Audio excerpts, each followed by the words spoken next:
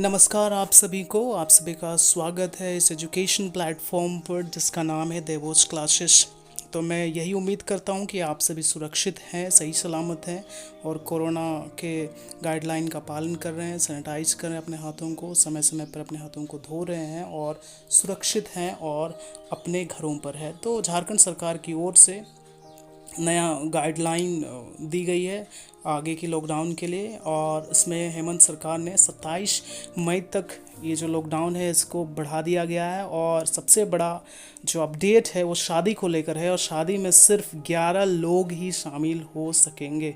कितने लोग? तो 11 लोग ही शामिल हो सकेंगे, इतने ही लोगों की अनुमति है। तो 27 मई तक ये लॉकडाउन को बढ़ा दिया गया है। और जो शादियां और जिनके लिए परमिशन थी पहले ज़्यादा लोगों के शामिल होने की, अब उनकी संख्या को घटाकर 11 कर दिया गया है बढ़ते हुए संक्रमण को देखकर। तो झारखंड में हेमंत सरकार सोरेन ने क्या किया है, प्रदेश में 27 मई तक लॉकडाउन को बढ़ा दिया गया है और 16 मई से लॉकडाउन में सख्ती की जाएगी। जो पहले थोड़ी बहुत ढिलाई दी जा रही थी, अब इसे बहुत ही सख्त किया जा रहा है। वही नए आदेश के मुताबिक अब शादी समारोह में केवल 11 लोग ही शामिल हो सकेंगे। 11 लोगों को ही शामिल होने की अनुमति दी गई है।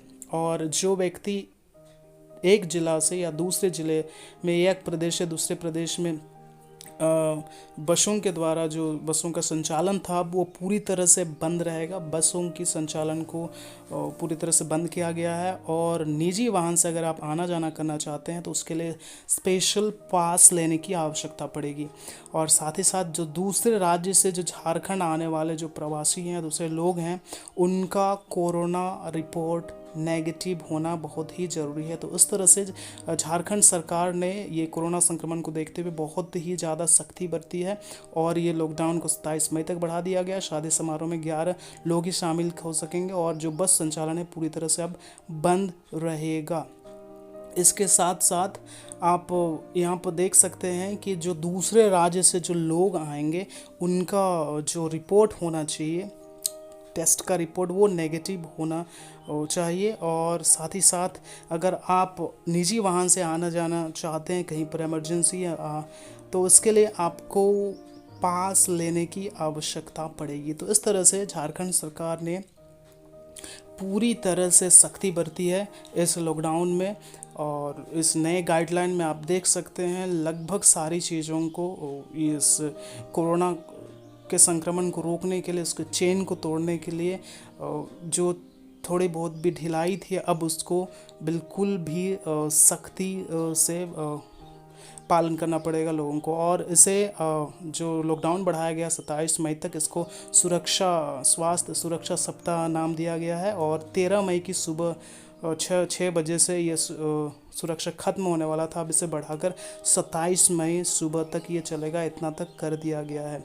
तो जो लॉकडाउन 13 मई यानी आज ही के दिन ख़त्म होने वाला था सुबह 6 बजे तक, अब इसको बढ़ाकर जो विकट स्थिति है उसको देखते हुए व्यवस्था को सुनिश्चित करने के लिए और जो लोगों के स्वास्थ्य के प्रति सरकार की जो ये आप देख सकते हैं, इसको देखते हुए ये 27 मई तक कर दिया गया है। साथ ही साथ लॉकडाउन बढ़ाने के साथ ही नई गाइडलाइन भी जारी कर दी गई है जो कि 16 मई से लागू होगी। तो 16 मई से ये लागू हो जाएगा और बहुत सख्ती के साथ इसे लागू किया जाने वाला है। तो कोरोना गाइडलाइन में क्या है, नई गाइडलाइन के अनुसार अब झारखंड में जो बाहर से जो आने वाले लोग हैं उनको 7 दिनों का होम या इंस्टीट्यूशनल क्वारंटाइन ज़रूरी होगा, यानी 7 दिनों तक उनको क्वारंटाइन में रहना पड़ेगा। हालांकि ये उन लोगों पर लागू नहीं होगा जो 72 घंटे के लिए राज्य आए हैं। केवल 72 घंटे के लिए अगर राज्य आए हैं तो उन पर लागू नहीं होगा, लेकिन जो बाहर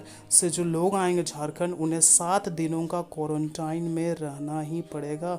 उनको आइसोलेट किया जाएगा 7 दिनों के लिए। तो आप ये देख सकते हैं कि किस तरह से कोरोना संक्रमण को रोकने के लिए झारखंड सरकार की ओर से जो नई गाइडलाइन है उसमें किस तरह से सख्ती की गई है, ताकि ये जो चेन है, कोरोना संक्रमण का जो चेन है उसको तोड़ा जा सके और जो संक्रमण है, जो मोर्टालिटी रेट है उसको किस तरह से कम किया जा सके, उसके लिए ये जो गाइडलाइन है, इस गाइडलाइन में बहुत ही ज़्यादा सख्ती बरती गई है, जो कि आने वाले समय के लिए बहुत ही अच्छा रहेगा। और इंटर स्टेट और इंट्रा जो स्टेट बसें हैं उनका परिचालन पूरी तरह से प्रतिबंधित रहेगा।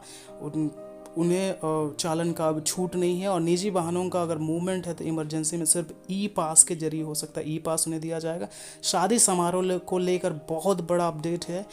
केवल शादी मात्र अपने घरों में अथवा कोर्ट में संपन्न की जाएगी। 2 ही जगह करने की अनुमति दी गई है, या तो घर में कर सकते हैं या फिर कोर्ट में। और अधिकतम जो व्यक्ति हैं वो 11 व्यक्ति ही शामिल हो सकेंगे। और किसी भी प्रकार का आयोजन प्रतिबंधित रहेगा। किसी भी प्रकार का आप आयोजन नहीं कर सकते हैं, भीड़ नहीं लगा सकते हैं, लोगों को एकत्रित नहीं कर सकते हैं इस दौरान।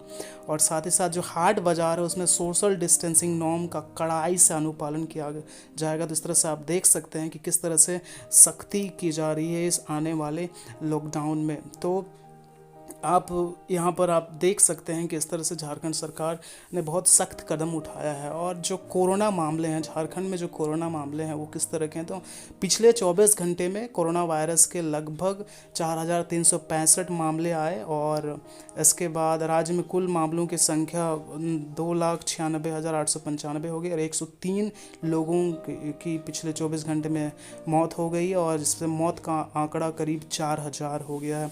और 7,631 लोग ठीक हो गए हैं पिछले 24 घंटे में। और जिसके बाद रिकवरी मरीजों की संख्या 2,38,277 हो गई है।